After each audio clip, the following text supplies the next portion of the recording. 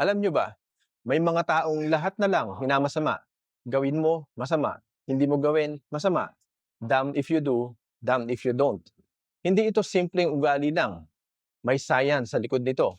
Sa psychology, may tinatawag na hostile attribution bias. Isang cognitive bias kung saan automatic na binibigyan ng masamang intensyon ang kilos ng iba, kahit neutral o mabuti naman. Ibig sabihin, hindi kilos mo ang problema, interpretation nila. Dagdag pa rito, ang negativity bias. Ayon sa neuroscience studies, mas malakas ang epekto ng negative stimuli sa utak kaysa positive.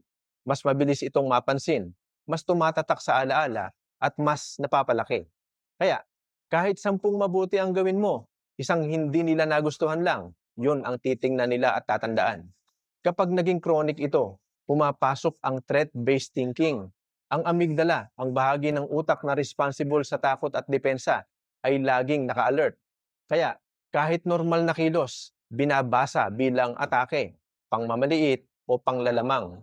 Sa relational psychology, dito nagmumula kung bakit walang tamang sagot sa kanila, walang ligtas na galaw, at kahit tahimik ka, may kasalanan ka pa rin.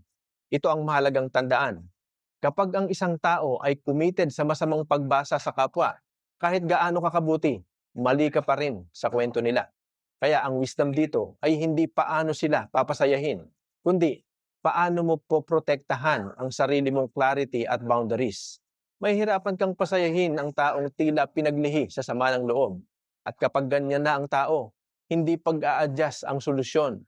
Dahil kahit anong adjust mo, hindi rin nila ma-appreciate. Sapat na minsan ang isang realization. Ano yon? Na hindi ikaw ang problema, kundi ang mata nilang walang mabuting nakikita.